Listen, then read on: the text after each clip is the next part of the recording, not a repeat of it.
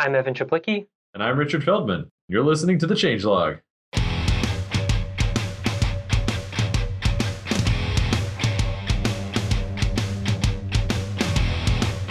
Welcome back, everyone. This is The Changelog, and I'm your host, Adam Stacoviak. This is episode 218, and today Jared and I are talking to Evan Czaplicki and Richard Feldman. Evan is the creator of Elm, the best functional programming language in your browser. We have three sponsors, Rollbar, TopTal, and Data Layer, a conference put on by Compose. First sponsor of the show is our friends at Rollbar. Rollbar puts errors in their place. Head to rollbar.com/changelog. Get the Bootstrap plan for free for 90 days. And today I'm sharing a conversation with you that I had with Paul Bigger, the founder of Circle CI, and he talked deeply about how they use Rollbar and how important that tool is to their developers. Take a listen. One of the key parts about doing continuous delivery, you don't just have to test your software, but you have to constantly keep track of it. You're going to be doing deploys 10 times a day or 20 times a day, and you have to know that each deploy works, and the way to do that is to have really good monitoring. And Rollbar is literally the thing that you need to do that monitoring. You need to make sure that every time you deploy, you're going to get an alert if something goes wrong, and that's exactly what Rollbar does for Circle CI. So obviously Circle CI is important to your customers. You shouldn't have errors, you shouldn't have bugs, and the purpose of a CI is continuous delivery, obviously, but getting your customers' code to production in a fast manner that's tested and all the necessary things a CI provides. Tell me how important Rollbar is to your team and your organization.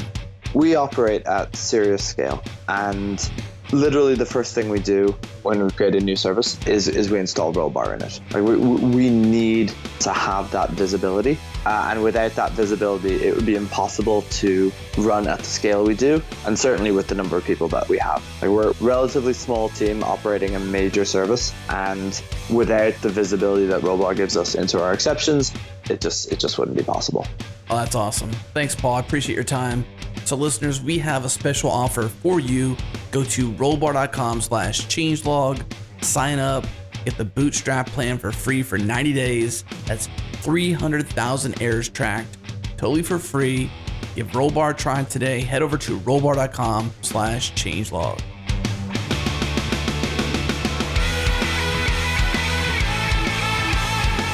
All right, we're back. We got a fun show, Jared. This is I think Richard's got an alarm set or something like that. We got Evan Czaplicki and Richard Feldman. We're going to introduce here in just a second, but this is a catch-up show. 6 months ago, back in January, we had Richard on talking about Elm. Yeah. Got really excited about it, and a lot of people love that show. We actually got asked recently, like, another Elm show so quickly, so what's going on here? Yeah, like you said, I think Richard just set a reminder. I remember at the end of that show, we said, we got to get you back on 6 months from now, a year from now, come back, bring Evan or not, and let's talk about Elm again. And then maybe 6 months to the day, Richard, you're just, that email came in, you're like, hey, it's 6 months, let's do this. And it was that easy. I wish I could take credit for having that good a memory, but yeah, I set a reminder. Well, it was that easy. Adam, I want to take a second and just talk about some of our upcoming shows because, I don't know, have you looked at our schedule lately? It's looking spectacular. Oh, man. I'm so excited about the schedule. It's rocking. Yeah, so everybody who's been listening knows just recently we had both Electron and SourceGraph on the show. Upcoming after this show, of course, Elm, huge topic. We have Corey Doctorow coming on, Eli Bixby, both of them will be at OSCON London, which we'll be at as well. Hillary Hartley and Aiden Feldman from 18F, Gavin Wood with Ethereum, Sandy Metz, come on, Sandy Metz. Right. Bertrand Leroy talking about .NET Core, and a whole bunch more. So if you're listening and maybe you just came for the Elm, stop right now and hit that subscribe button because we got some good stuff coming down the pipeline. That's true. We do. But let's talk with Evan and Richard. Guys, thanks so much for joining us and taking time to talk about Elm today. Thanks for having us. Yeah. Richard, like we said, we had you on the show back in January. That's episode 191. So people can go back and listen to that one as well to get your backstory. Evan, this is the first time that we've had you on the Changelog. So we do like to find out a little bit about people's background. We find it's both interesting and can be inspiring to hear where people who are doing cool stuff in open source have come from. And so could you give us a little bit on your background in terms of maybe an origin story, how you first got into programming or open source, or what can you tell us about where you're coming from? Sure. So I think, in my sort of age group, there's a lot of people who got started with TI-83 as their first programming experience. Boom. But trying to you learn Pythagorean theorem in class, and you're like, I can solve that forever. But I really got into it in high school and was really intrigued by games. So as soon as we could do basic Java things on the command line, I was like, all right, command line game. And as soon as we learned how to draw a rectangle, I was like, how do we move this rectangle around with the keyboard? And so really it was this sort of push towards some sort of game I could show friends or family or whatever.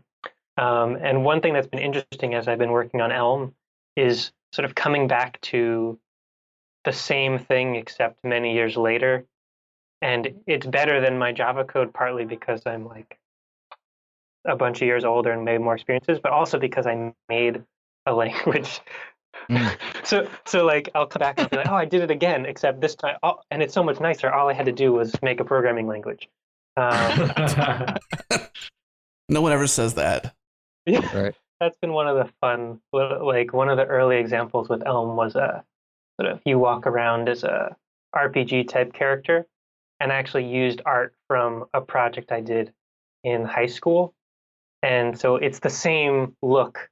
It's just, just write a compiler, and then it's way shorter to write the program. That's hilarious. But yeah, so my interest has always been in sort of not necessarily games per se, but in the joy of sharing something fun.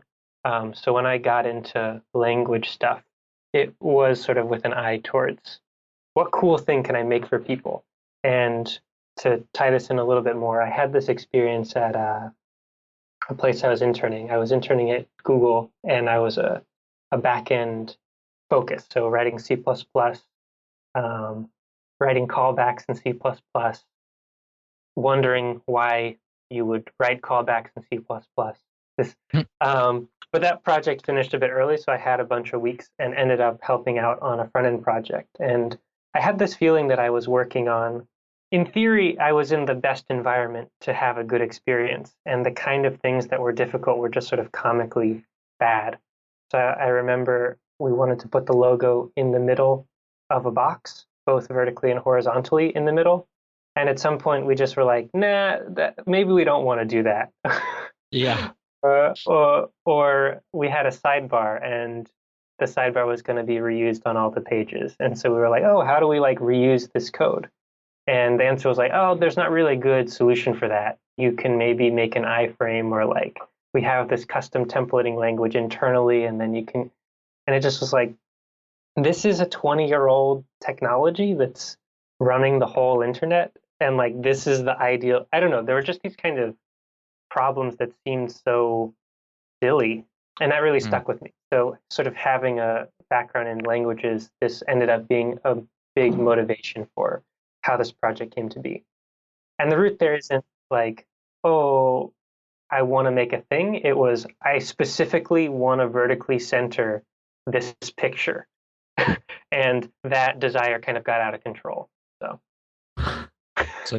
So how long was it between I vertically want to center this picture and then you dove deep into this creation of a language and an architecture? Give us the time span in months, perhaps, before you had your thing that you could vertically center your picture.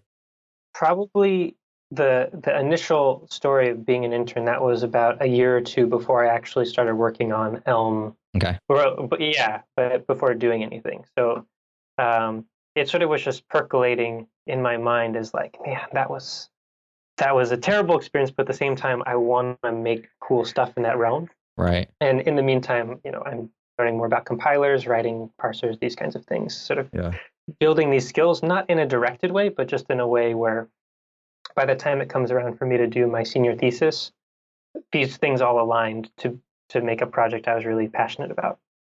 I can definitely relate. Being a longtime web developer, you learn to just like work around the craziness and like the hard stuff, because that's how you get your job done, or that's how you accomplish your goals. And I had been doing it for so long that I kind of forgot how insane a lot of the like CSS hacks that we have to do are. And until I started teaching people who are like fresh to web development, teaching like the basics of HTML and CSS. And HTML in terms of like a markup language is pretty straightforward, and people are like, oh, that makes sense. I wrap stuff in tags, and I can give it attributes and put my content into it. And then you get to the CSS part, and things like, yeah, I just want this to be lined up vertically or dead center in the middle of the page. And you have to teach somebody how to do that, and that's when you're like with fresh eyes, it's so ridiculous. Yeah, the box model really, for the longest time, was obviously still yet as well, is like the bane of the existence of front end web. It's like, teach somebody the box model, you think they get it, but it's still, even then you're like, that's the box model, that's how it works, and all the browser quirks to go with it, and all the things you have to do to hack around it. You're right, Jared. Like, teaching someone brand new CSS is like, good luck. Like, you really have to want to learn it. That's something I've sort of been worrying about, is as Elm gets really nice for writing HTML and CSS, I worry that I'm losing that outsider perspective on those things. Because the initial dream was, what if there was a better way? And it turns out that's a very hard problem. But I still feel like that's something we should be thinking about. And it's really easy to think about other things instead, or fix things around it.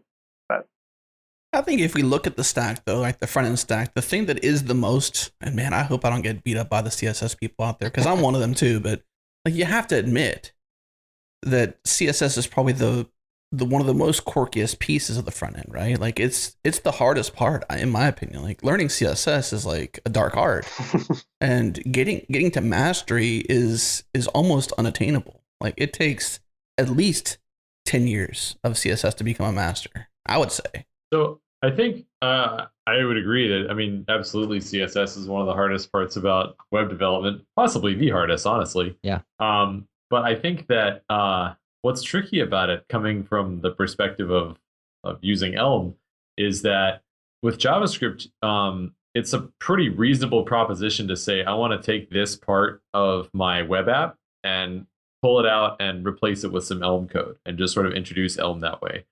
It's pretty hard to do that with styles. Like, CSS very much encourages having these global style sheets that are sort of everywhere. And unless you're already on some sort of inline style type bandwagon, you're going to have trouble with that. And even if you are on the inline style bandwagon, usually like deeply nested styles result in sort of like the hierarchy mattering. And it's pretty hard to pull something out and say, I'm just going to drop in this new Elm thing that's styled in its own way.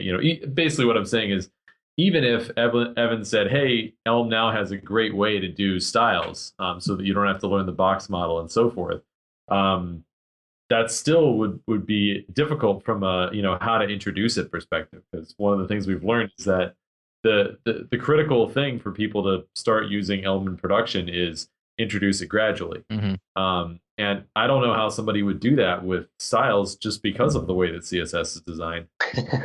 Yeah, absolutely. Let's backtrack just a little bit here, Richard, because we're talking about Elm, and I want to talk about that in depth with regard to sprinkling it in, because that's a new revelation to me as somebody who's interested in Elm but not quite ready to like dive into the pool, so to speak. Is I didn't realize you could do that, and I know that you guys had a popular post this just recently this summer about how you can do that and ways about getting started in that. But first, for those who didn't listen to 191 or just catching up, Richard, can you give us like the high level synopsis of what Elm is, Elm architecture, the problems that it solves? I know we're talking around them, but can you like lay it all out there for us? Sure. At least from my perspective as a web developer, I guess Evan's probably the best at talking about what Elm is, since he made the whole thing. But at least from my perspective, I see Elm as, so first of all, literally what it is it's a programming language that compiles to JavaScript. So you can use it alongside your JavaScript, which is how we use it at work, how I've used it on my side projects. And basically the problems that it's solving are maintainability, reliability, and sort of ease of use. So I feel like I have a better UX, like I have a nicer time with Elm than I did with JavaScript. my error messages come to me earlier. So like the compiler finds errors before they can reach my end users, which I really appreciate because I'm somebody who cares about user experience. And I don't want errors getting to my end users. I also really appreciate the sort of the way that it's designed in terms of like how it feels to maintain an Elm code base. It feels really nice. It's very reliable, very easy to maintain, and I've just had a really pleasant, sort of delightful experience around it. Statistics wise, at work, we're using it now, and we did introduce it gradually. We can talk about that in a bit, but basically, so right now we're at 36,000 lines of production Elm code. We're hiring, by the way. That's NoRedInk. That's right. And so if you want to use Elm, like we'll teach you. You don't have to know it coming in. And basically, we use it for pretty much all of our new web development. So at this point, JavaScript is pretty much just legacy. And like if we want to use a third-party library, npm is obviously a lot bigger than Elm package system. But other than that, like we don't really reach for JavaScript at all anymore. It's just legacy code. And quite frankly, when we have legacy code that's still a JavaScript, we rewrite it in Elm sort of as soon as we get the excuse. Also, another statistic is that we've been running it in production for a little over a year, and the total number of runtime exceptions we've gotten from our Elm code is 0 still. What? That's crazy. Yeah, so that might be the short version of what Elm is. Yeah. Yeah. I mean, it's a short version, but it's kind of like I've definitely used systems in the past where it's like the way that they achieved reliability was by pushing it all to the programmer. But I think it's important to note that Elm achieves reliability by making it really nice, and sort of by telling you about problems early on, and telling you about them in a friendly way. Evan, anything to add? I think Richard mentioned it's a language. It's also the Elm architecture, so it's very opinionated about how you should be building your web applications. Yeah. On the other side of the break, we'll talk about how it's recently gone through a big change with regards to functional reactive programming. So maybe not that deep yet, but just like what's the Elm architecture, and give us round out what Richard had to say. Right. So when you're writing a program in Elm, you're going to be using the Elm architecture. And it's sort of easy to think of that as being opinionated, but I think in Elm, it's really about, that's just the way things come out. This is something we discovered as we observed people writing programs over the last couple of years. So there's only one way to do it. Is that what you're saying? There's no like, this is the right way, but you could do it the wrong way. There's only one way to do it. Yeah. So like if you think of alternatives, they all fall within the scope of the Elm architecture, Gotcha. Which is sort of broadly defined to cover things that work in Elm. So alternatives often are like, well, what if we had mutable state in this component? And it's like, well, this language doesn't have mutable state, so that's not an option, right? Go somewhere else. Yeah. Yeah. So a lot of the alternate architectures or differing opinions on architecture are really about, I want to have mutation, or I want to use mutation or side effects in my architecture in various ways to sort of make my code look a certain way. And because of the nature of Elm, it sort of makes a lot of these choices for you, and the end result is really nice. A lot of the sneaky problems you'd have are often, I have this thing over here, it touches this variable, that variable is touched by 4 other things. Now, is that up to date in all the other places? Now you have a bug. And so there are tons of strategies you can use to, okay, we'll make that reference a reactive thing so everyone will get notified.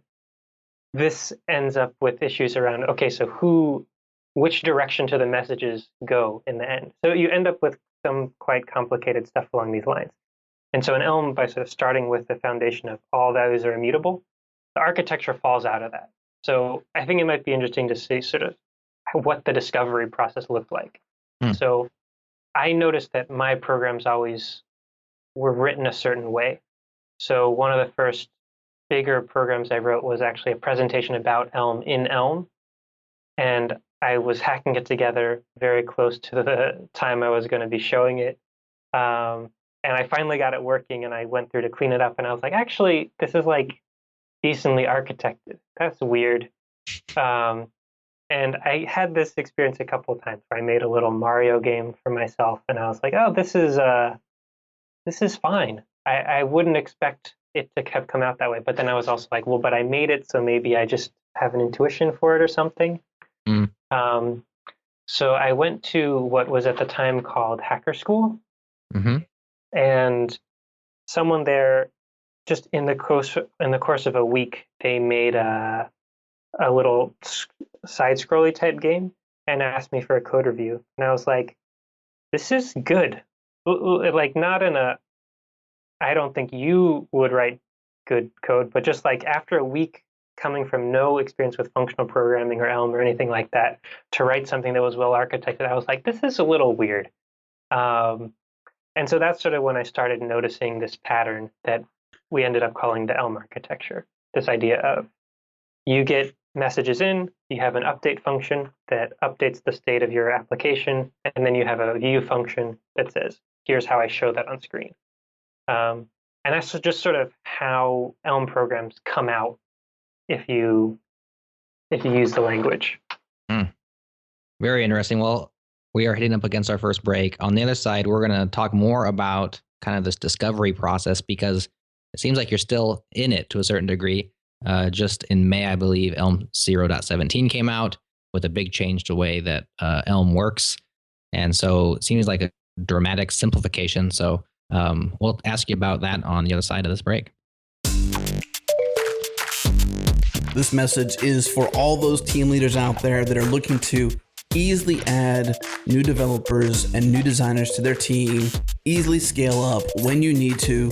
You got a big push coming, you got a new area of the product you've got to go into, and you've got more need than you thought you could. You've got to go through all this hassle of putting a job out there and hiring people to find the right people. Well, that's a bunch of hard stuff that you don't need to even deal with. Call upon my friends at TopTal. That's TopTal.com. The cool thing about TopTal is you can hire the top 3% of freelance software developers and designers. And what that means is they've got a rigorous screening process to identify the best. So when you call upon them to help you place the right kind of people into your team, then you know you're calling upon the best people out there. Once again, go to TopTal.com. That's TopTal.com. Or if you'd like a personal introduction, email me, adam@changelog.com. And now back to the show.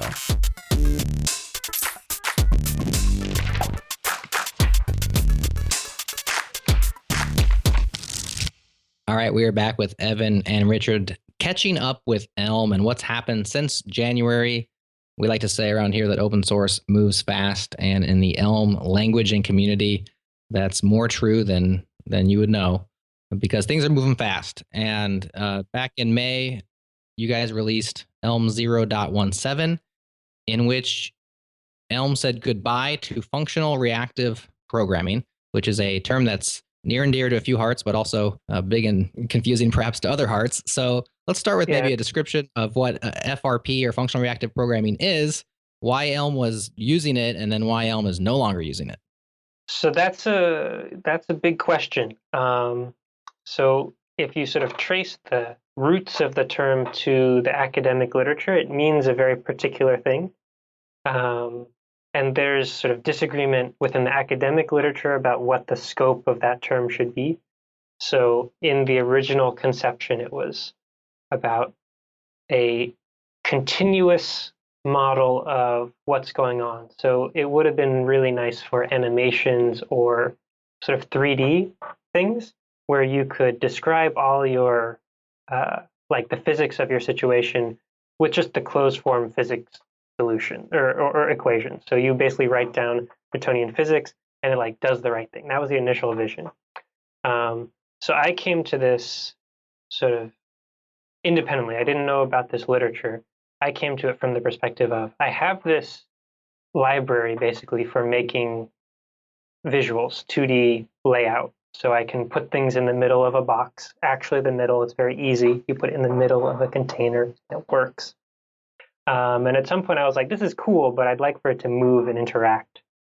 And so I was coming from a functional background, and I didn't want to just introduce all the kinds of mutation and side effects that are not in these languages that make them so nice. So my question was, how can I get interactivity without signing up for these kinds of ideas? So I had this idea, what if we had values that change over time? So what if instead of saying, what's the mouse position right now, when you say mouse position, it is always the current mouse position, and anything that depends on that mouse position is updated as appropriate. So that's kind of where the root idea came from.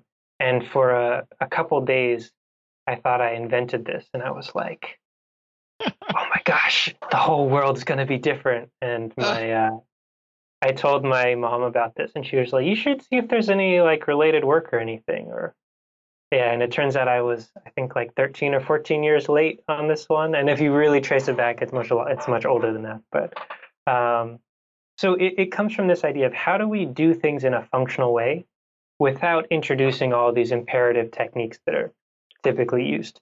That's the academic side of things. The term came to mean we have interactivity and we have a map function. So basically it's functional and it's reactive, so we're going to use this terminology. And so it means dramatically different things to different people. Now, in our case, it just meant updates come in and we handle them in a certain way.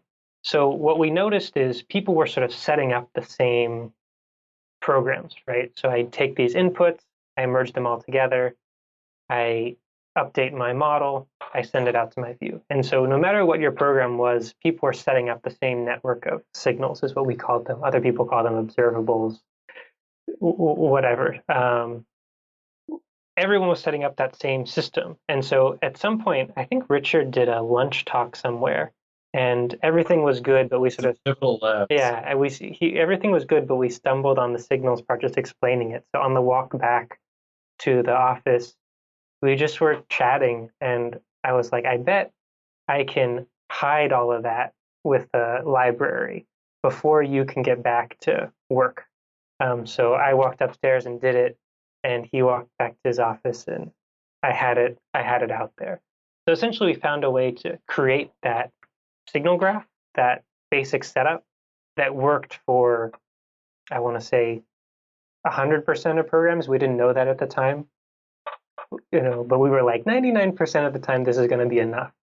That was called Start App, and everyone started using that. It was a much easier way to get people started. They just didn't have to think about a lot of concepts. So at some point we realized this actually can cover everything that people need, just flat out. It is generating this signal graph underneath, but messing with that isn't actually a central complexity. So when 17 happened, we did take out essentially took out an API that no longer was in use, and it felt very essential. But in reality, the underlying ideas behind Elm stayed the same, and the code that people were writing stayed the same. There just was this layer that sort of fell out of use that we just took out. So we have a simpler story and a simpler way of thinking about all these kinds of things. Does that make sense? I hope that makes sense. Oh, it does. I mean, you have this new, simpler thing that people use in Elm now called subscriptions, which I love that you think it would cover 99%, but it turned out being 100%. Well, we just had a gut feeling, Yeah. Yeah. Why not just bat 1,000? I guess. So this has actually been very dramatic for me because I've been teaching these workshops in preparation for I'm doing a 2-day front-end master's course in September. And I've been doing these weekend workshops to prepare for it.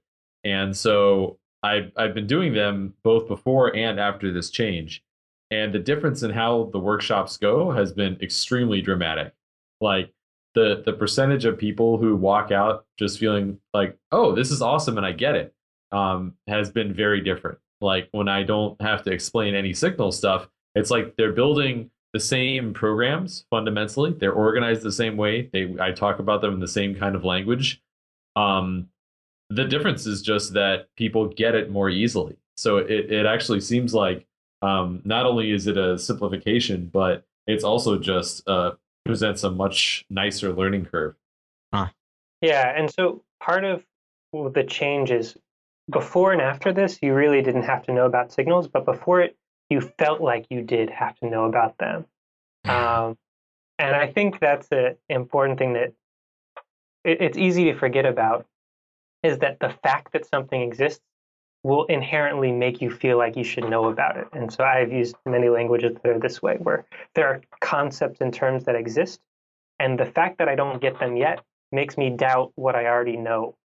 Um, and so I also want to push back against the idea of Elm changing quickly. I think it's true that we aren't afraid to make improvements, but I don't think they've been crazy if you think about the actual code that people are writing.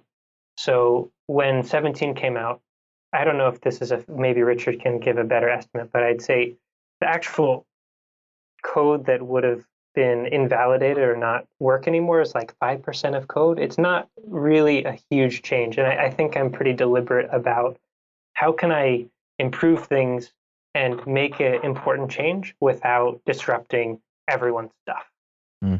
Yeah, I mean, for us, the change from 16 to 17 is like largely a mechanical process. It's just kind of like this thing has a different name now. This thing needs to take one fewer argument because we don't need to pass as much stuff around.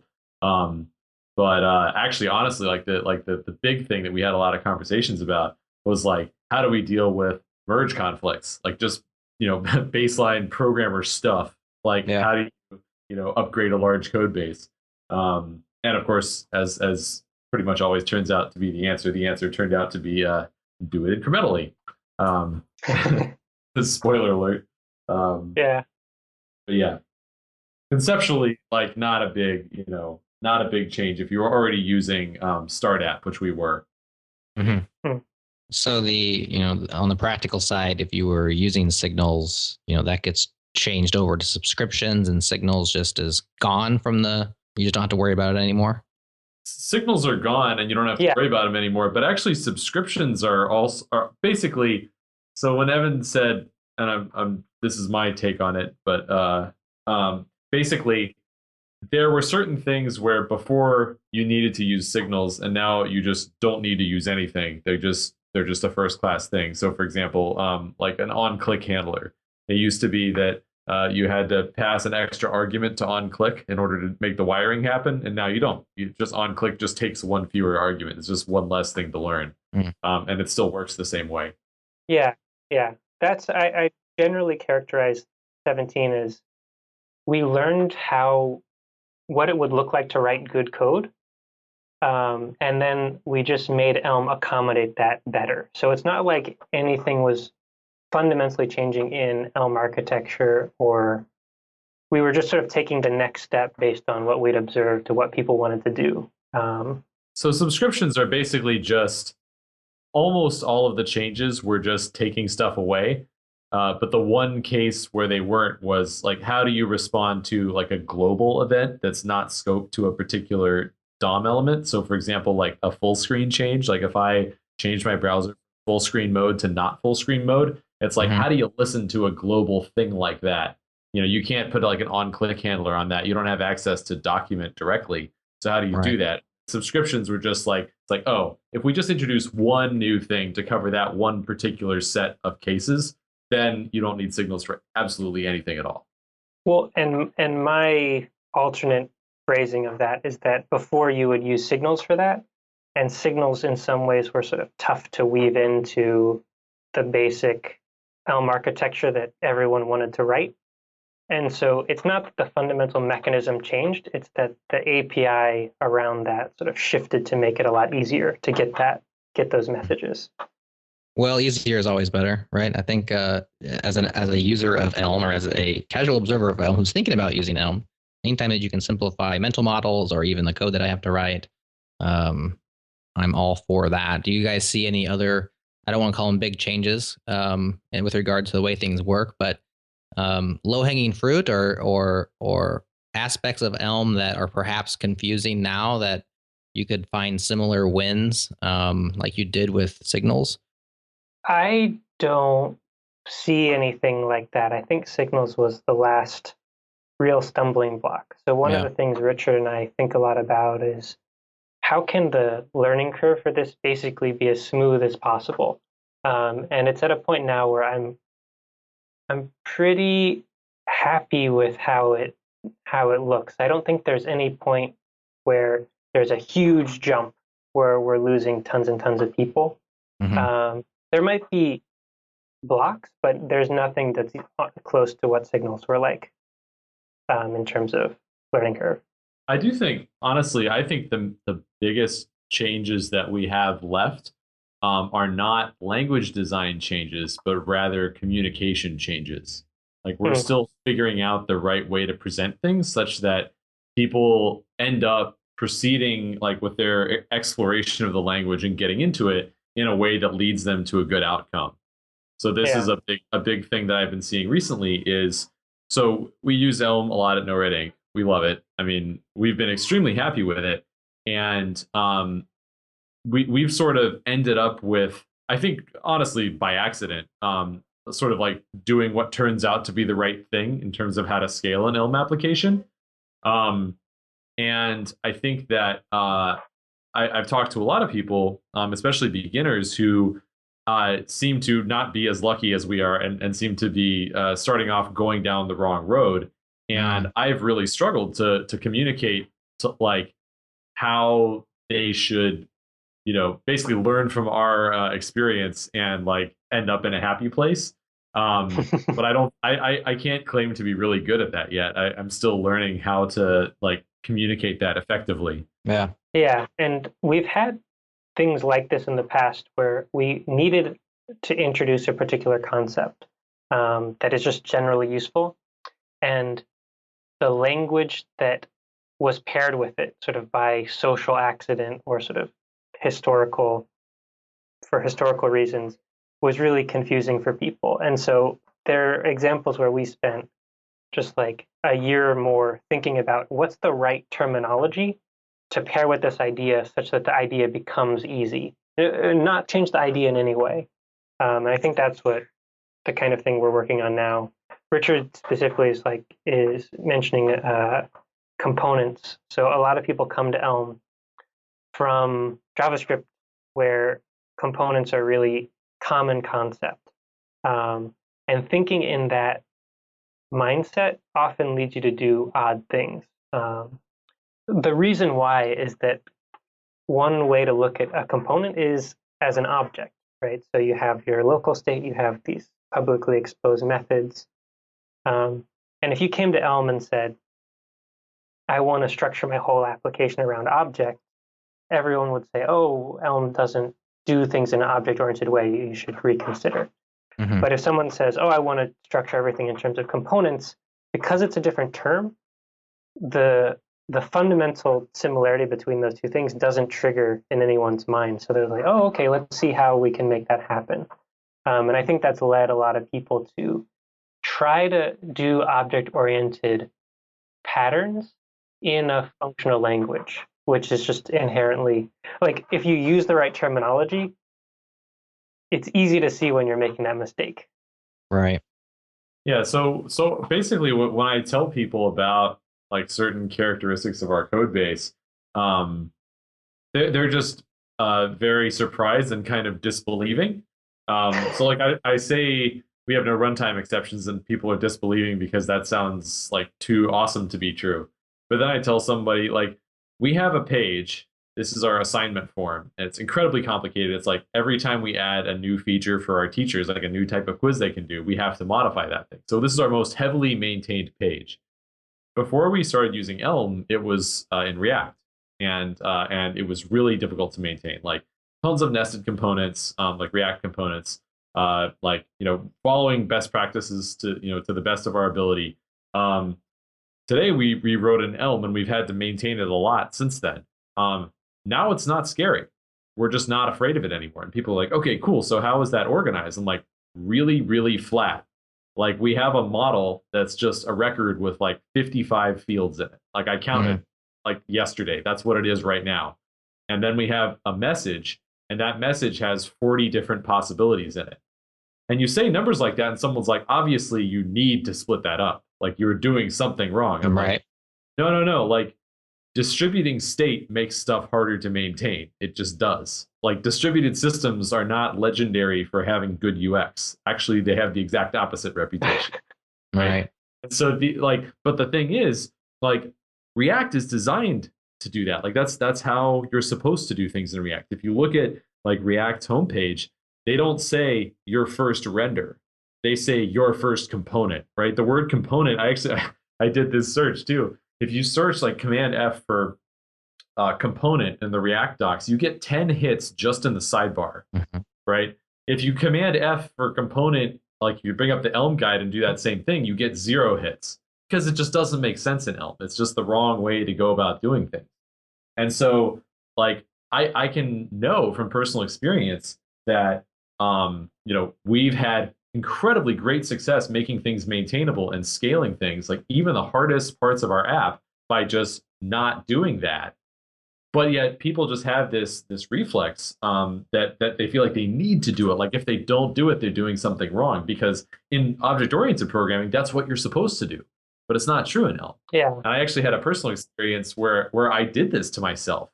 So Dreamwriter is this application that I built, and it was my first intro to Elm. And if you look at my contribution graph over time, it's like really, really high, because I was just going nuts with it and just having an amazing time building it for a very long time, until I got the idea into my head that I needed to reorganize it in terms of quote unquote components, where each, like the sidebar had its own state and the notes had its own state, and like basically introduce distributed state. And if you look at my contribution graph, and I did look at it recently because I was curious about this, basically it just takes a nosedive after I did this, because I just made my own code base no longer joyful to maintain. I just made it a lot worse by componentizing everything. Well, and I want to emphasize something here, which is not that modularity is a bad idea. It's just that modularity looks very different in an object-oriented language that doesn't have types versus a functional language that has a module system and a type system that provides certain affordances to you that let you write code in different ways. Right. So Richard is not at all saying like don't care about code quality. It's just that doing something nice looks quite different in these languages. Yes, that's it exactly. Well, so what does modularity? I mean, because it does, like, it sounds like the end results sound amazing, but what you just described there sounds like in Scary, certain ways a big ball of mud. It's like I got 40 fields and 55. I can't remember what the 55 was on, but lots of stuff in one place. What does modularity look like then in Elm and in a functional type language? So here, to me, the metaphor that makes more sense is databases. So let's say you have like one database, right? And it's got a bunch of tables inside, it's got a bunch of rows. And then you're like, okay, I have this one database and that's cool. But what I really want is like 20 databases, and I'm going to have them all talk to each other. Like if you've worked with databases before, that's not going to be better. That's actually going to be much, much worse. Like it's actually going to be a way better experience maintaining that system if you just have one database, or worse, two is worse than one, but like whatever. Even though that means that one database is going to have more stuff in it, right? So it's kind of a question of like, if all you're dealing with is data, like that's a database's job. It's just to hold a bunch of data. Like it's not a big ball of mud, because what we're talking about here is just data, right? So what I said, you asked what were the things that we have. We have a record with 55 models in it. If you have an object with 55 methods in it, that's a ton of logic. But if you just have a record is an immutable value. It's just a big bunch of data, like a large database. And so maintaining that is actually easier than splitting it up into a bunch of smaller databases that all have to communicate between one another now. That's what it feels like to me. So, and I'm not sure if I have the same perspective as Richard on this. So I, like knowing how their code turned out, it makes sense to me that it turned out well. But I think of modularity in a functional language in terms of, instead of reusing state, we're reusing functions, right? So when you get the way I write a program in Elm or similar languages is I start with a file and I essentially let it grow until I notice things that are used in many places or things that are sort of related concepts. So I might create a type of data, a data structure that's used in a bunch of places, and maybe there are a couple helper functions around that data structure. So I'll move that out to a module. And that's sort of the whole process of modularizing a code base. So I want to make this concrete. I'm not sure if I have a good example. So someone recently asked, I want to have a user that's logged in or not. And if they're logged in, they definitely have a username. It's not an empty string. How do I represent that kind of thing? And to me, the way you do that is you create a module that represents the data in a particular way and presents only a small number of functions that let you manipulate it. And so you check that those functions are correct, and any use of any combination of those functions will work out. And now to any user outside, they can use it however they want and never mess things up. Essentially, you can never sneak into that module and mess with things. And this is what's sort of a big difference between object-oriented and functional programming. And that's sort of unfair. It's a big difference between having mutation and not. So if I give you a value, let's say it's a very complicated record like Richard's talking about, and I know that and I have this transformation that I know from A to B, the result is correct. Now add to that, I do some mutation. Suddenly I'm having these effects that are very hard to track down. And so that makes things a lot more complicated. So to go, I wouldn't frame it exactly like Richard's database thing, but I would say when you have 20 components with their own individual state, you end up in a situation where you're synchronizing state between all these different things. Now, the right way to bundle things up is to create these strong abstractions around particular pieces of information, right? So I know all these transitions are valid, none of these other ones are valid. So I can write a module that has that and it can be used by everyone. That's the kind of modularity that you're looking for. And there may be, I think there's often a pressure to try to draw those lines when they don't necessarily exist. So that's that Richard might be observing in the production setting is these fields actually are related to each other. There's no way for them to sort of draw a clean line where none of the stuff is dependent on any of the other stuff.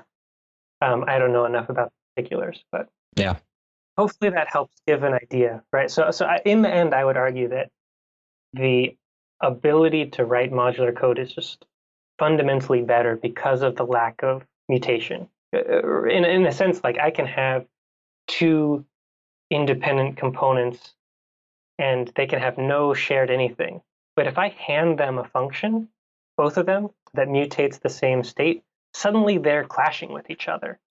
Even though they're written separately, they have no overlap in code.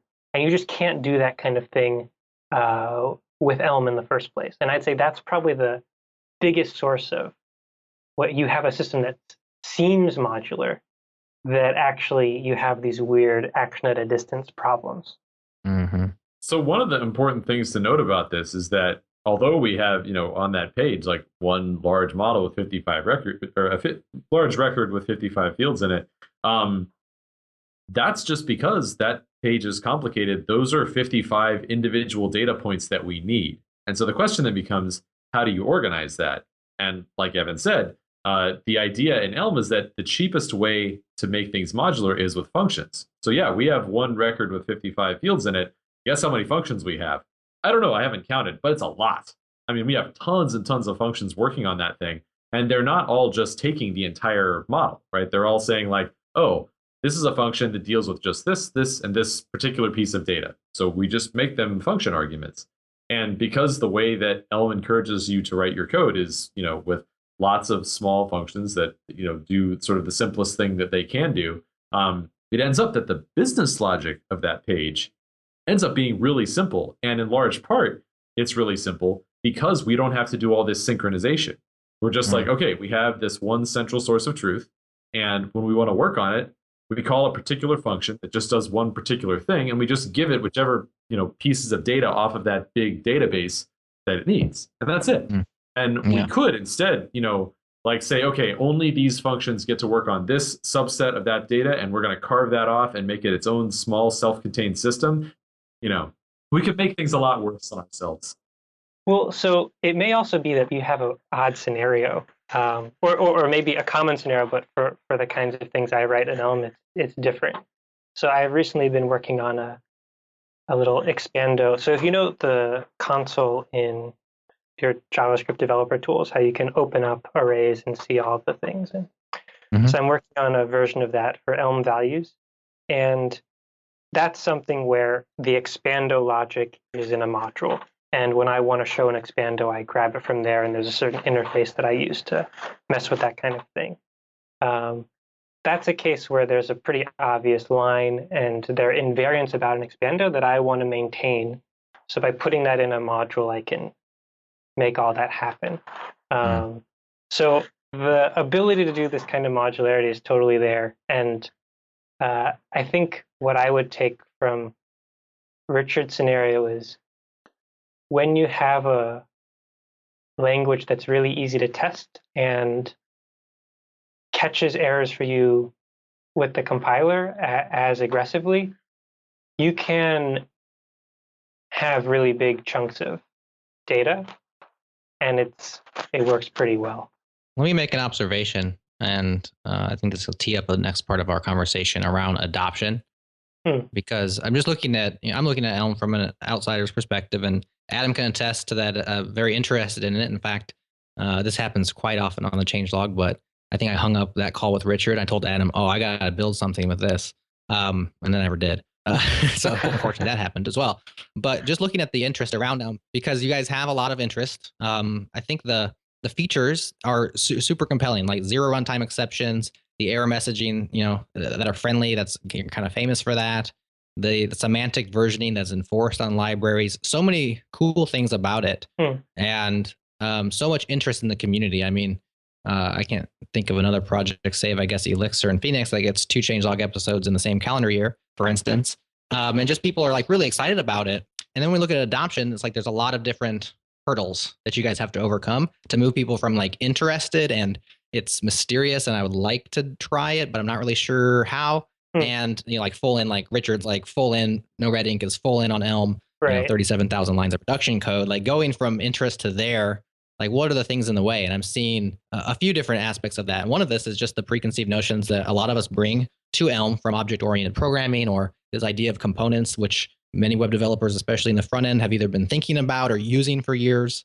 Unfamiliarity with functional programming in general, immutability, the general messaging, and some of the complicated things, which you guys have been making less complicated. Like, I did look into signals for a moment, because the part that confused me, like, how do I now interact with the outside world? How do I talk to APIs? How do I deal with these different third-party things? And that's where I believe signals and now subscriptions, play in that realm. And that was an area where I was kind of confused about Elm. And then you have this other thing, which is just a misconception. It seems like an all-in proposition, probably because it's a language. It probably has its own tooling and everything. And people think I have to have a greenfield project that like makes a lot of sense in order to like give Elm a real shot. I actually thought that even after our initial show, because I was like waiting for an opportunity to try Elm, but I was thinking like I had to have more of a situation with Ember where it's like you have to have basically an ambitious web app that you haven't written yet, and now you can try Ember, right? Yeah. And that's what I thought was Elm, and you guys have like completely changed that, or not changed it, but changed the misconception in my mind with your recent post about sprinkling it in, about kind of just like you don't have to go all in. You can incrementally sprinkle Elm into your web applications. And that's a revelation for me, at least, in terms of like, oh, I can actually give this a try in small ways and see if I like it or if it makes sense. I don't have to necessarily dive all the way into the pool. So I want you guys to speak to that. We are up against our next break. So we'll talk about what that means, how you can actually get started with that. And then we have kind of a roundtable Q&A, just a bunch of random questions for y'all that we'll ask to close out the show. So let's take a break and we'll be right back. If you're focused on the data layer, there's an awesome conference being put on by our friends at Compose. Monolithic databases are so 20th century. Today, teams are using a JSON document store for scale, a graphing database to create connections, a message queue to handle messaging, a caching system to accelerate responses, a time series database for streaming data, and a relational database for metrics and more. It can be hard to stay on top of all your options, and that's why you should attend. While much talk in developer circles these days focuses on the app layer, not enough attention is placed on the data layer, and data is the secret ingredient to ensuring applications are optimized for speed, security, and user experience. Hear talks from GitHub, Artsy, LinkedIn, Meteor, Capital One, and several startups, including Elemento and DynamiteDB. Talks range from the Polyglot Enterprise to using GraphQL to expose data backed by MySQL, Elasticsearch, and more. The conference is in Seattle on September 28th. Tickets are just $99, and Changelog listeners get 20% off. Head to datalayer.com and use the code Changelog when you register.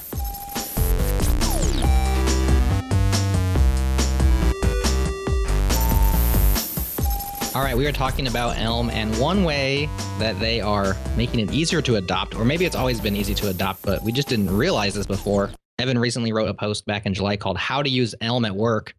And the key of that post, tons of details, we'll link it up in the show notes, but you can gradually introduce Elm into your production applications at work. Guys, tell us the details of this. So I'd say this is similar to how we learn a lot of things in Elm, is we just sort of observed over time, oh, this is how it works, and then just share that as we learn. So this was definitely a case where whenever I talked to people who had a success story about Elm, it was, we tried this little corner of our project, and that was nice. And then we started to grow that and grow that and grow that.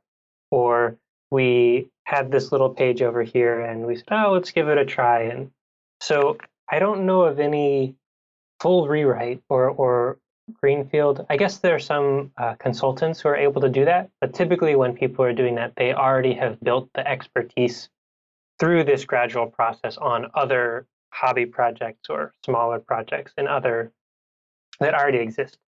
So I think there's this idea that I'm not sure where it comes from. Maybe Richard will know better, but that, you know, it's all Elm or no Elm. And so it's always been true that the way of interacting with JavaScript has let you drop it in this way.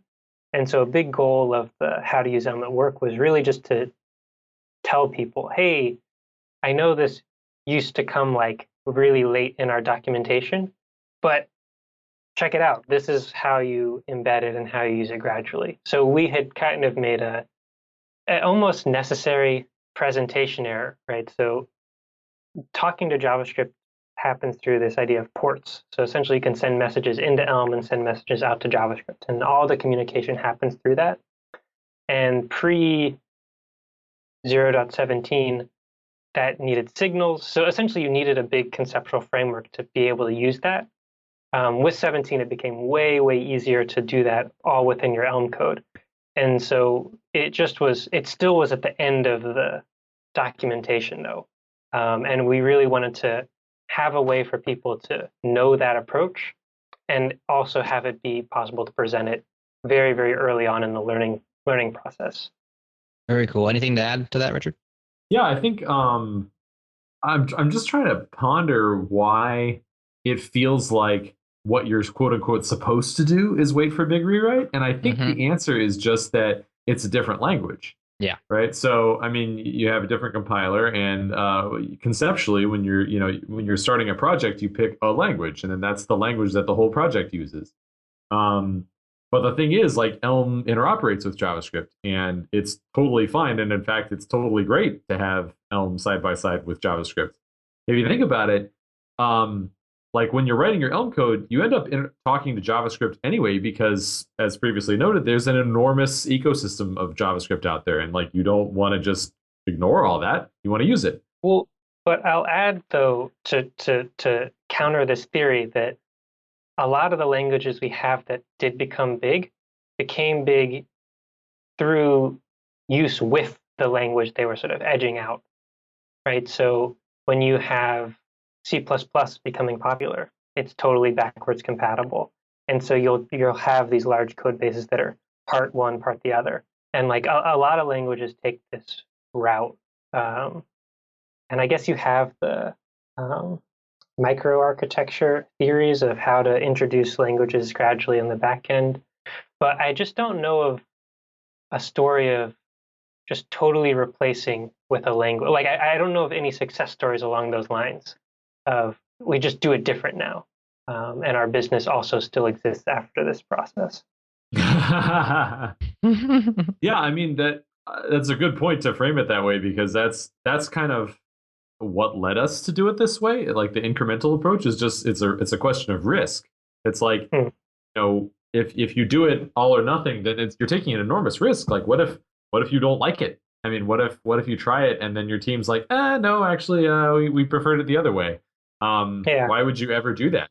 Yeah, that's something that, from my perspective, if folks try out Elm and they're like, it's not for me, my response is, one, I want to find out what they ran into and see if I can make it better. And two, I'm not going to like push it on them if it's not the right tool for the job. I think it's great, but there might be some scenario. So a big thing for me is like, Elm isn't interesting unless it's the best tool for the job, and it's my goal to do that, right? So if it's not right for your case, and there are a lot of things to consider here. So it's easy to think it's just a technical problem. We have this code and we want that code. But what I've noticed is that it's almost entirely a social, all the challenges are social, right? So you have a team, they all have different backgrounds, they all have different perspectives on what it means to write good code, what is fun, what their role is in that team, what their expertise sort of means for everyone else. And a lot of what it means to start using a new language or a new technology is to bring the whole team along. So one thing that's been great for Elm is to have the JavaScript ecosystem start to edge towards ideas that show up in Elm. So as React goes more towards components without side effects or immutability, or projects like Flow and TypeScript are introducing people to type systems, you're working on the social problem that we face in a very direct way, right? So suddenly the distance between a team and using Elm conceptually is much less. And I'd say that's where a lot of the tough problem is when you're thinking of using a new technology. That actually leads into one of my random questions, and it kind of answers it to a certain degree, but I'll state it back anyway. So you mentioned how like React community is moving more towards some of Elm's ideas. Dan Abramov, the fellow who created Redux, we've had him on the show, and he shamelessly he credits you, but he shamelessly said that he basically just took Elm's data flow, style and architecture, and he just, he almost considers it a port over to his Redux library, which is now. Yeah. There's also the library Chew, which is just an overt port. It's like, hey, this is we're taking the Elm architecture and bringing it to JavaScript. Yeah, and in addition to that, we're also seeing people imitate Elm's famously good error message and saying, man, we can do some of that stuff over here. We can write great error messages. And so the question was going to be, how do you feel about all these people stealing your awesome ideas? But it sounds like you like it.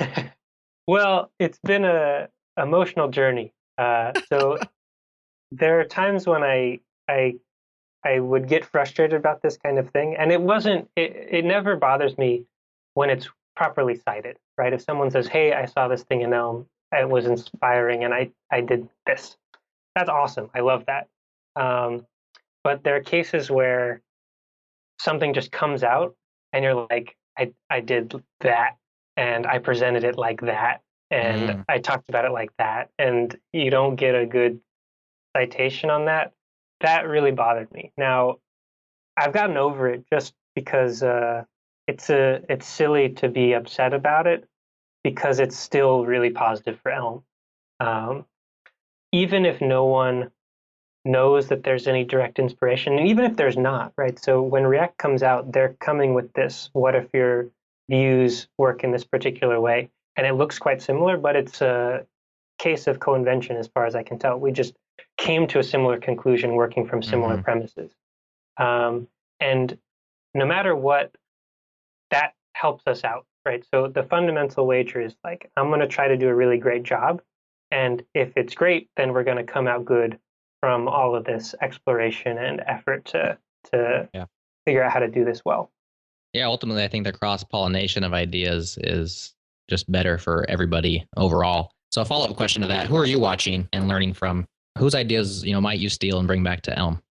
So I'll keep an eye on other typed functional languages. Often things are a little bit too crazily abstract there to really be super useful.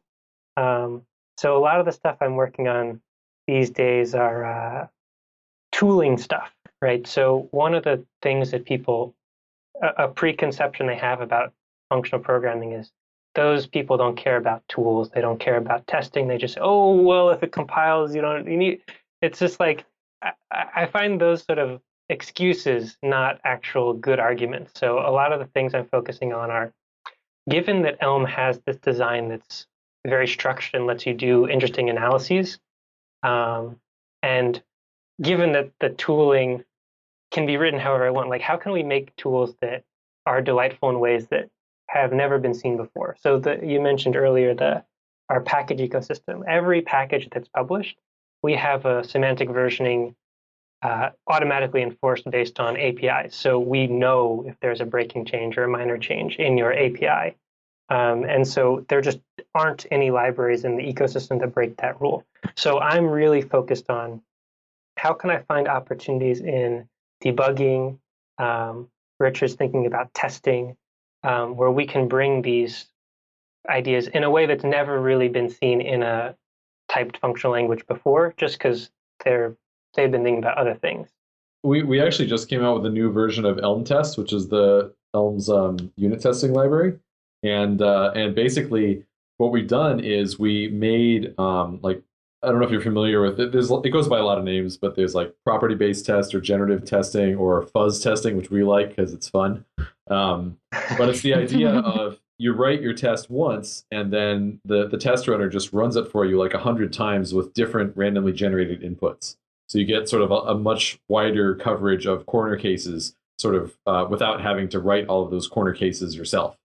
And I guess to answer your question more directly is when working on a particular problem like this, I'm not, picky about what I look into, right? So a long time ago, I remember I had to pick the format of the documentation comments, and it'd be easy to look at similar languages, but those languages haven't really been used in big enterprise code bases. So I really focus on what a Python document comments look like and what a Java document comments look like.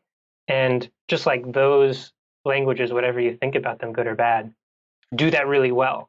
And so what can we learn from that? So I think there's definitely just a focus on a particular problem and then asking what's ever been done on this and what can we learn from what people have done before.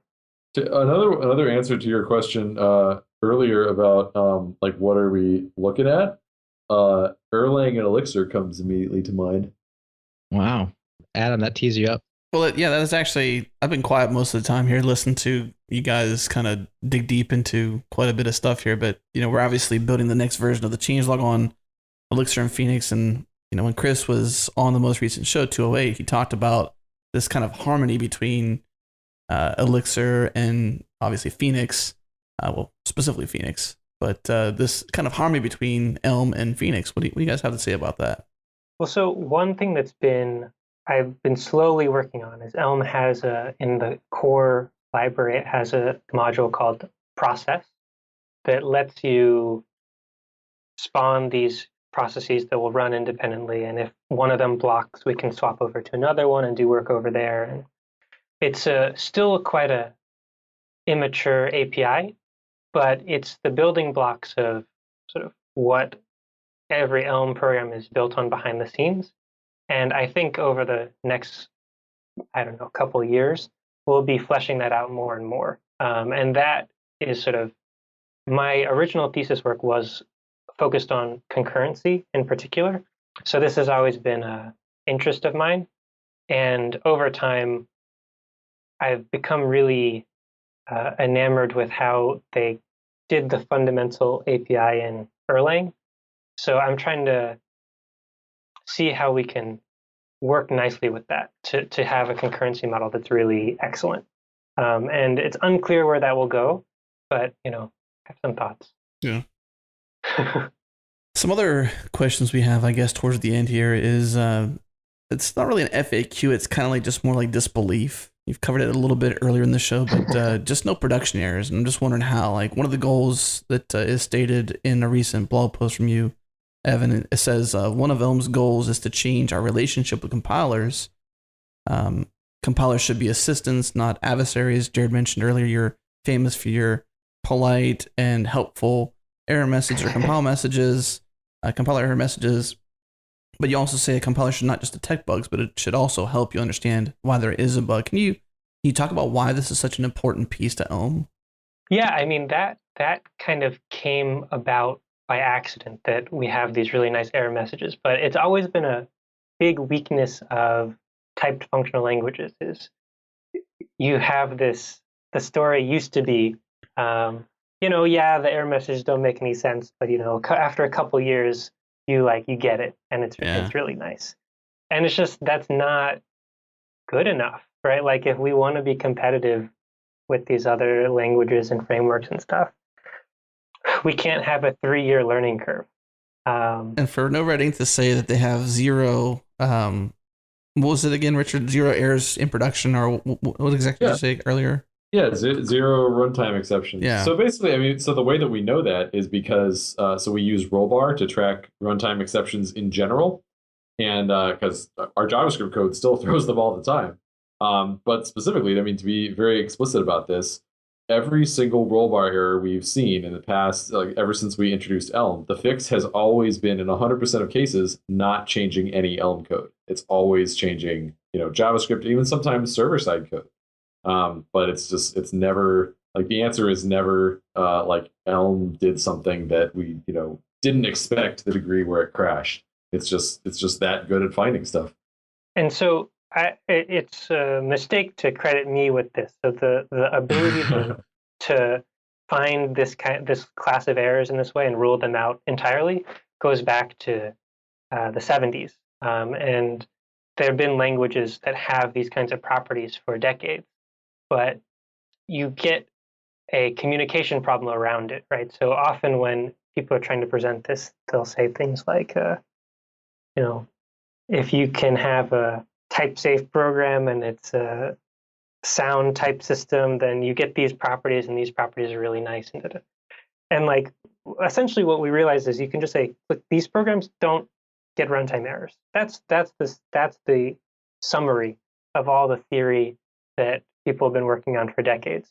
And so we took that core idea, and that's just a part of Elm. So the thing that I think is that I've done differently than other languages in this realm is really focus on the reporting quality. And the big realization wasn't we have to do it a totally different way, or it was just if you put in engineering time, you can make really big improvements and get very specific error messages. And I think it's just part of my writing style that I like it to be kind of fun and friendly. So if you mess up, sometimes, I'll give you a little trouble about it. I had this idea of, I forget the exact scenario where I wanted to have an I told you so if you'd ignored compiler advice from other times. That's so funny. But then there were cases where if you hadn't seen the advice the first time so I didn't end up making it. But having this kind of fun relationship with the compiler, I think it's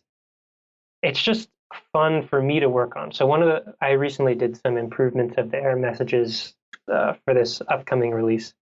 And it's just really delightful. So we have a thing called error message catalog, where if you ever see an error message from Elm that you think could be clearer, you report it there.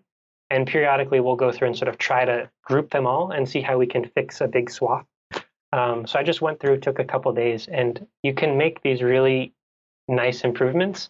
And you see the person learning Elm who's just not going to have these problems anymore. And I don't know, that's really, really fun to me. I think that's, like I totally hear what you're saying about like not wanting to take credit for, the work that so many other people have done. But I think a thing that you like legitimately can take credit for is just your relentless focus on user experience. Like I think that I really can't think the very few other languages take that as seriously as I think that you do. And I think that's for me, that's made all the difference. Like those other languages have all been around and I've gotten kind of interested in them over the years. I mean, I've been programming since I was 9 and I have never latched onto anything like I've latched onto Elm and just had this much fun with it. And I think the reason for that is exactly that. It's delightful. It's not just that it's reliable. Like I know that there are tools out there that can make my code more reliable, but but reliable and delightful, that's a very different thing. And I think that that's commendable. Yeah, there were actually before we had nice error messages. So there was a time when it was way like bad, not even okay. But at that time, I was thinking of like what should the motto of Elm be, and I wanted to put the bar at like make web development pleasant, because I felt like it'd be too far to say like delightful, but just like how you're like riding a train and it's just fine. Like that would be amazing if we could get to that level. But yeah, so that definitely has been a sort of how can we make this fun, like something something you're proud to have. I like the idea of having a smart compiler though. Like you kind of think of your compiler as real time, kind of directing you, knowing what to do basically. And to have this sort of learning aspect to it. To educate you over time, like, hey, you've hit this error or this compile bug several times. You keep making this mistake, or like, hey, I told you so. I think it's just an interesting way to kind of turn that into that non-adversary and more assistant role, like you'd mentioned. Yeah.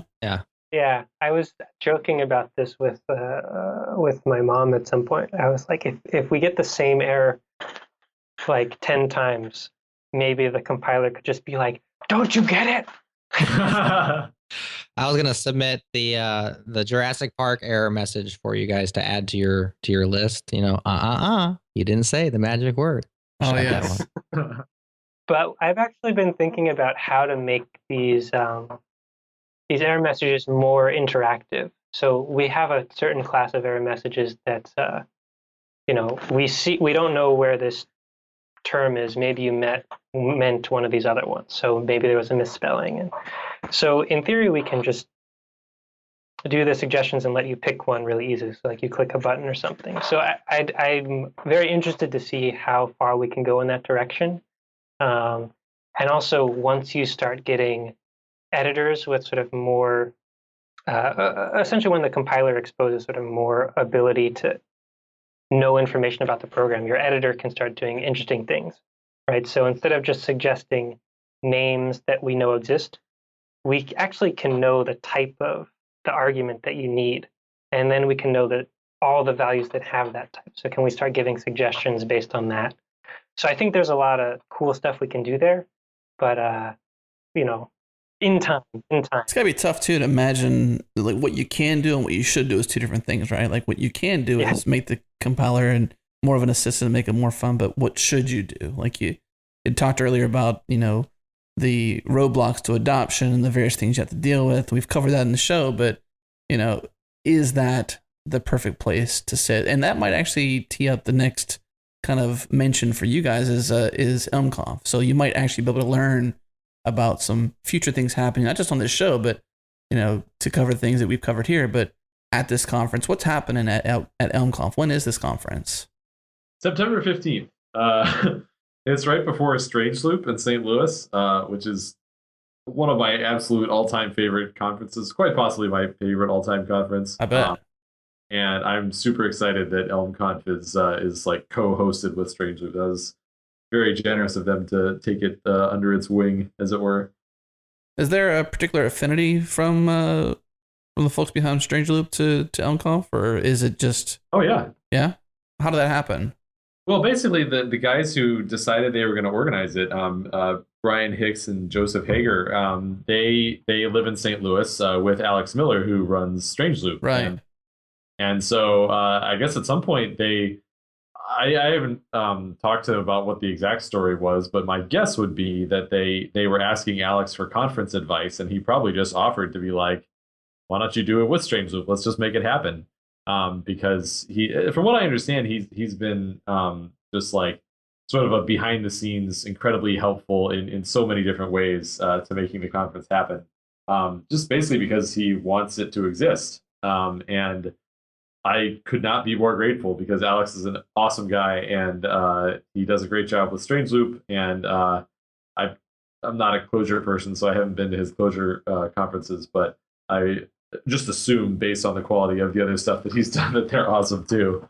And there's actually a kind of funny connection, which is the first talk I ever did, I believe, was at Emerging Languages Camp, which was the day before Strange Loop a couple years ago.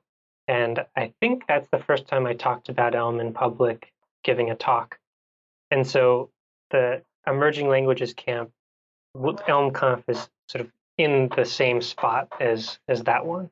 And kind of interestingly, I believe Jose Valim of Elixir was at that Emerging Languages Camp as well. So there's been a lot of support for languages in sort of Elm's age group. And Strange Loop's a conference that's really open to new approaches or sort of different perspectives, and has been, I think, really supportive of these communities. So share the details on ElmConf. Is there a CFP? Are there tickets available? What are the details there? Tickets are on sale, and you're running out of time to get them because the conference is September 15th. They got the URL for that is elm-conf.us. Yep. Yeah, so I'm pretty excited to meet everyone. So we got some speakers sort of from all over who have different angles on how they're using Elm. So maybe that's for production cases, maybe that's for hobby projects or art projects. Or I think it's going to be a really fun set of talks. I'm working on having something cool to show, of course. I'm excited about that. But yeah, and the thing I'm most excited about though is just to get to meet everybody who comes out and sort of hear what they're working on, what things are working for them, what things can be better, and just get to meet everyone in the community.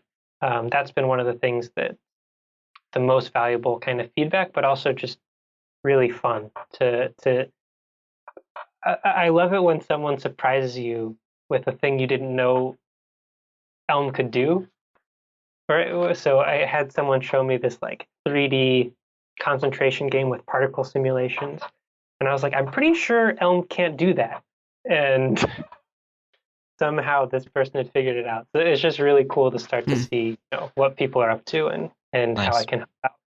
It's also exciting. I mean, something I've already experienced on the Slack and I'm looking forward to experiencing more in person is just how many people are using Elm in production at work and just we have no idea.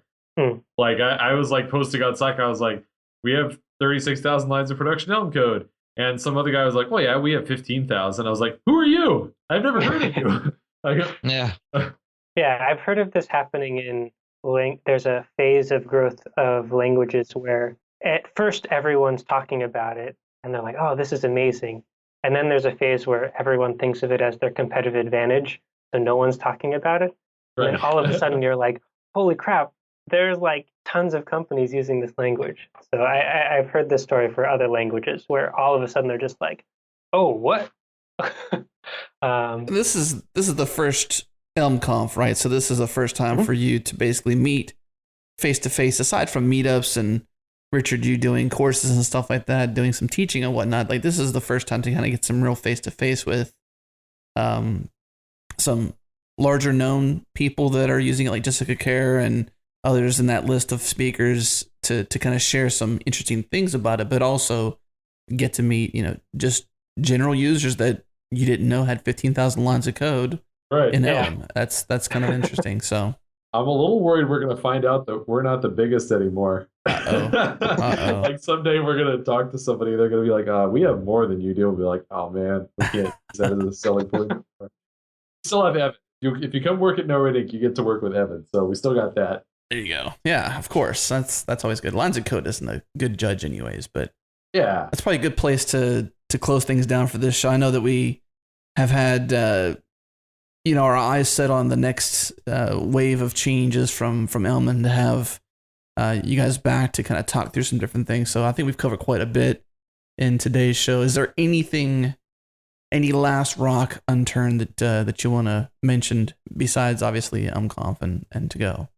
I want to make a shameless plug for my book, Elm in Action. Chapter 3 just came out. It's available for early access, Manning Publications. Check it out. Nice. We'll make sure we could link in the show notes for that to Manning's site. And is that set up for Meep? Is that what it is? It's where you can actually read it in line with you writing it? Exactly. Nice. That's good. Yeah. And I've been doing reviewing, and I like it a lot. Often I'll be like, oh, that's such a good way to present this. So that's cool. And I guess if I have any advice, it's just, if you're curious about what's going on with Elm, I'd say just give it a try. Worst case scenario, you're like, I don't like it. But I think a lot of times folks end up learning stuff, even if they don't end up using it ultimately, that is helpful in whatever they go back to. So sort of immersing yourself in this set of tools that help you think in a different way is just going to help you grow as a programmer. So I wouldn't say, do it because it's the bomb, but just do it because it's fun. Yeah. Well, on the note of trying to, if you go to elmlang.org, which is actually elm-lang.org. So for all those listeners going there right now, there's actually a try or install kind of, in marketing terms, a CTA, call to action. So you can try or install it. So if you click on try, it actually takes you to elm-lang.org/try, where you can actually go through Hello World, buttons, clock, drag and drop, and tons of other examples. I was kind of bummed not to see the centering example, since that was the impetus of in the first place. I think that should be one of the examples there of like centering something, at least for to prove that you can actually do it in an easy way. Right. But this is a great place to go. So if you're listening, go there. Actually, /examples has a ton of examples there as well. Everything from effects to union types, recursion, a bunch of stuff that's available to kind of dig through it and kind of see how it actually lays out and play with it early. So let's leave it there, fellas. Thank you so much for taking the time to come back and share so much of this journey with our listeners and what you're doing with Elm, and obviously the conference and the book coming out and all that you guys do at NoRedInk or at NoRedInk. I said that last time, I think, in that little short Red Ink. It's NoRedInk. My bad. Happens all the time. Yeah, I'm sure it does. I'm sorry about that. But let's leave it there. And again, thank you for coming on. And listeners, thank you so much for tuning in. And let's say goodbye. Thanks, guys. Bye. Bye. Bye. Thanks for having us.